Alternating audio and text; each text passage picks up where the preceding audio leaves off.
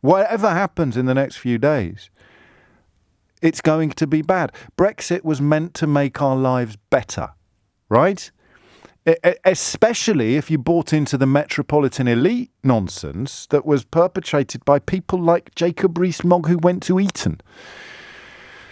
Put that on the list, will you? That's again something that really should have been a much louder alarm call than perhaps we registered it as being at the time. People who went to Eton describing people who didn't as being members of the metropolitan liberal elite. Quite incredible. But we are where we are.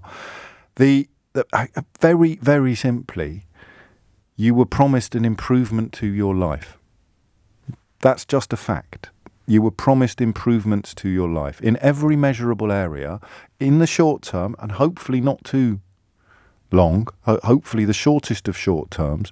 Another one for the list, when they started saying we'll see the economic benefits in 50 years' time. Oh, okay, that's fine if you've got a few quid in the bank, but if you're already on Struggle Street, taking an economic hit for the next 50 years could be the difference between sinking and floating.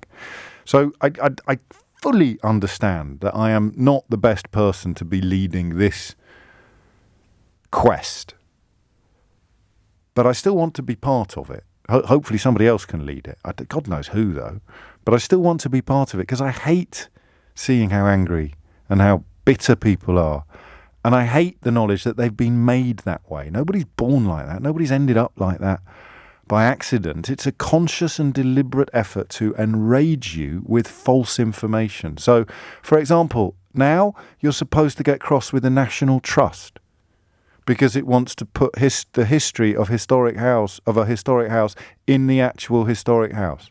So the same people that led you to this madness also want you now to be anti-history.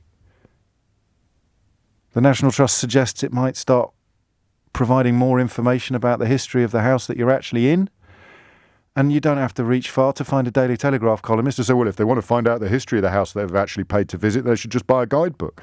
I mean, how bonkers do you have to be to buy into that? And I'm afraid it's not confined to the comments section of the Daily Mail anymore, like it was when I started this job.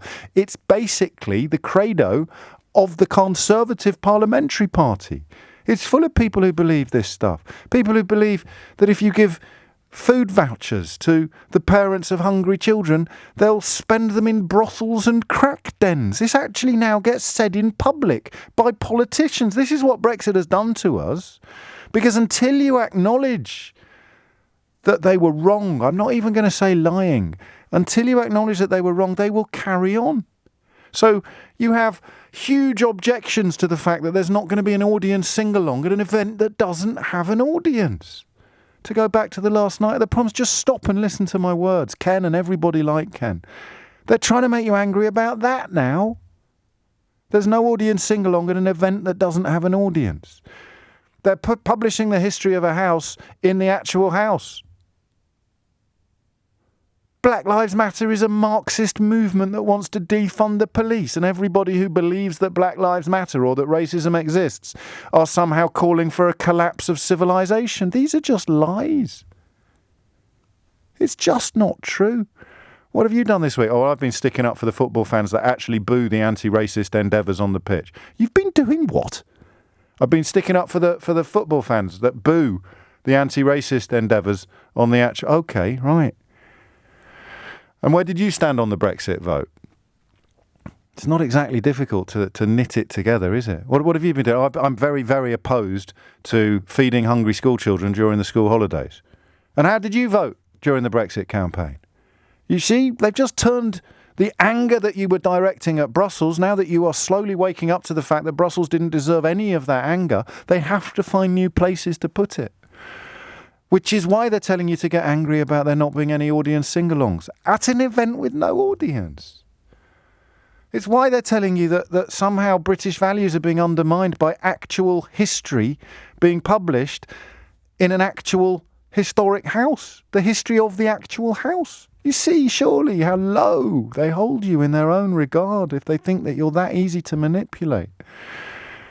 Cyclists. Could you imagine Nigel flipping Farage now talking about cycle lanes? The man who arguably did as much as anybody else to bring the entire country to the precipice of catastrophe, now getting paid by the Barclay brothers to wang on about cycle lanes? Are you going to let him do this to you? You're going to take the anger that was fermented over decades and directed towards our friends, neighbours and allies in Europe, and now you realise that that anger was built on lies and nonsense. You're going to transfer it, you're going to let them transfer it to cycle lanes and audience sing-alongs and historic houses and the National Trust and Black Lives Matter. You're going to end up sticking up for the actual racists in the crowd, booing the footballers who want to take a knee. God forbid they should do any public expression of a desire to eradicate racism. What else is on the list? Anything else on that list already yet? Because these will be the new bendy bananas, you see. These will be the new 3-pin plugs. At first glance, they can sound funny or even harmless. But then they get into the bloodstream of the nation, and 10, 15 years later, almost everybody believes arrant nonsense. Utter gibberish. Complete bilge. Boris Johnson has become Prime Minister on the back of a career dedicated to publishing bilge, to lying about what the European Union member... You never would have heard his name if he hadn't stumbled accidentally, having been fired from the Times for making up quotes from his own godfather and turning up on the Daily Telegraph, being sent to Brussels and stumbling upon a wonderful tactic for the Daily Telegraph readership that involved telling them lies about the European Union, selling them tickets for the ghost train, and then sitting back and counting the cash as everybody started screaming in horror and desperately trying to get out of the ghost train, where all the ghosts were made of papier-mâché and old egg boxes. And now we're here. We're right up against it. They're not going to say sorry to you, are they? They're going to tell you to start getting cross about footballers. They're not going to say sorry to you. They're not going to say we messed this up. They're going to start encouraging you to get angry with the National Trust. They're not going to say sorry to you. They're going to tell you that school meal vouchers get spent in crack dens and brothels. They're not going to say sorry to you. They're going to tell you that cyclists are the new enemy and that Black Lives Matter is some sort of... do you know what the best evidence is of the bogusness of that? Just ask them to name the people we should avoid. Next time you hear someone wanging on about Black Lives Matter while pretending that it's not actually the eradication of racism that they're spooked by, just ask them to name the people that we should avoid. So who is it then?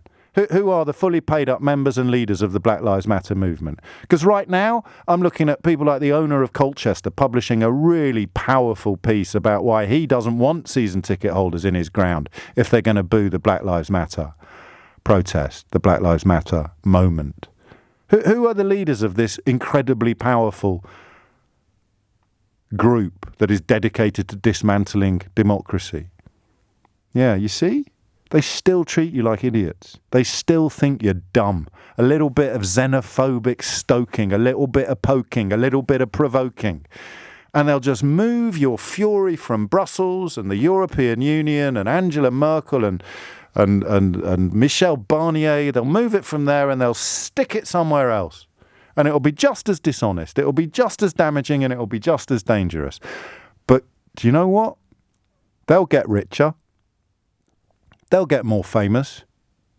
They'll get more pats on the back off the billionaires that own the newspapers that they write for, while the whole country is unnecessarily and avoidably led into decline. And the final thing they'll do, those of us who mourn what we've lost, we're the ones that don't love our country enough, you see. Those of us who point at the bruises and say, why have we done this to ourselves? We're the ones that don't love ourselves enough. Those of us who point with laser-like clarity to every single thing I've just described to you as an appalling assault upon and affront to British people, British values and British history.